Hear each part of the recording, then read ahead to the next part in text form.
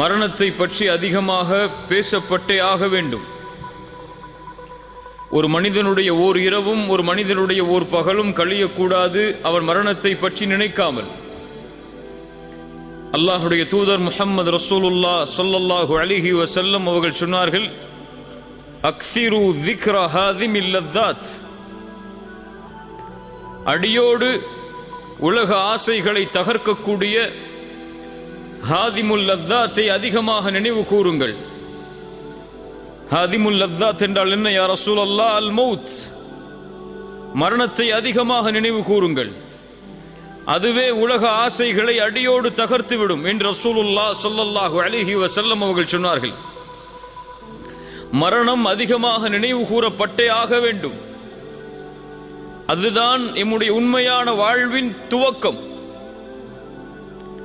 நாம் அறிந்து கொள்ள வேண்டும்.